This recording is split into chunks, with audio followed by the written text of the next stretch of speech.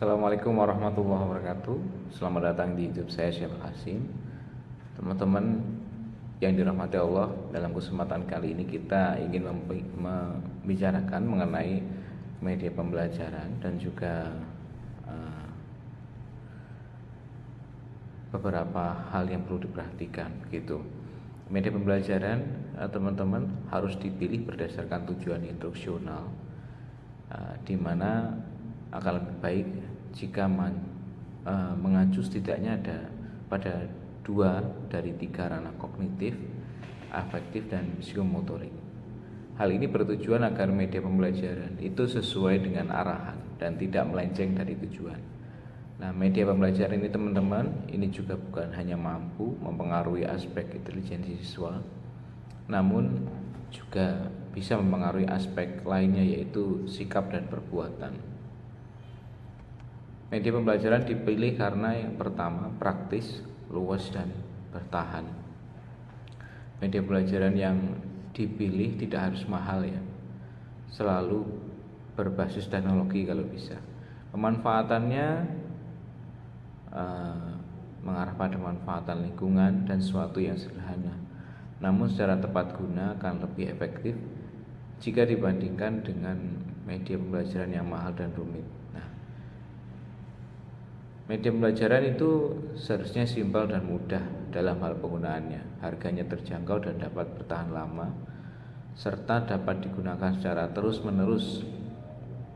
Ini salah satu pertimbangan utama dalam memilih media pembelajaran, yaitu secara terus-menerus bisa digunakan. Yang kedua, kita harus memperhatikan apakah media pembelajaran itu mampu dan terampil menggunakan gurunya, maksudnya gurunya apakah mampu, terampil, dan menggunakan. Apapun media yang dipilih guru itu harus mampu menggunakan media tersebut. Nilai dan manfaat pada media pembelajaran ini sangat ditentukan oleh bagaimana keterampilan guru menggunakan media pembelajaran tersebut. Keterampilan penggunaan media pembelajaran ini juga nantinya dapat diturunkan kepada siswa, sehingga siswa juga mampu terampil secara mandiri menggunakan media yang dipilih. Yang ketiga, yaitu pengelompokan sasaran. Teman-teman yang dirahmati Allah, siswa terdiri dari banyak kelompok belajar yang heterogen. Antara kelompok satu dengan yang lain, itu tentu tidak sama. Untuk itu, pemilihan media pembelajaran tidak dapat disamaratakan biasanya. Memang untuk media pembelajaran tertentu yang bersifat universal masih dapat digunakan. Namun untuk yang lebih khusus, masing-masing kelompok belajar harus dipertimbangkan pemilihan media pembelajarannya untuk masing-masing kelompok. Yang perlu diperhatikan biasanya seperti dibentuklah kelompok-kelompok kecil, seperti besar, kelompok lebih kecil lagi, atau sedang, atau yang ketiga yaitu kelompok kecil. Biasanya dalam satu kelas dibuatlah bangku yang dipertemukan 4 atau 3 atau 5, tergantung jumlah kelompok, jumlah siswa, seluruh siswa di kelas itu. Yang diperhatikan juga termasuk adalah latar belakang siswa sesuai dengan yang biasanya ada dari rumahnya, misalnya latar belakang ekonomi, sosial, budaya, dan lain-lain.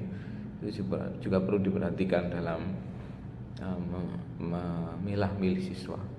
Yang keempat, terkait dengan mutu teknis. Pemilihan media yang akan dipilih itu digunakan harus memenuhi persyaratan teknis tertentu. Guru tidak bisa asal pilih saja, meskipun sudah memenuhi kriteria yang lain tadi. Tiap produk yang dijadikan media pembelajaran itu tentu memilih standar yang tertentu agar produk tersebut layak digunakan. Jika produk tersebut belum memiliki standar khusus, guru harus mampu menentukan standar untuk produk tersebut agar dapat digunakan media pembelajaran gitu.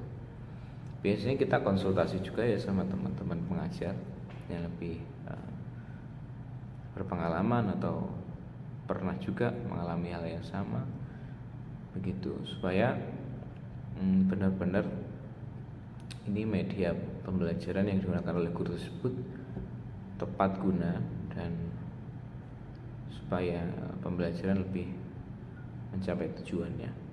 Terima kasih, itu tentang media pembelajaran ya. Silakan teman-teman menambahkan informasi yang lebih banyak lagi di kolom komentar. Assalamualaikum warahmatullahi wabarakatuh.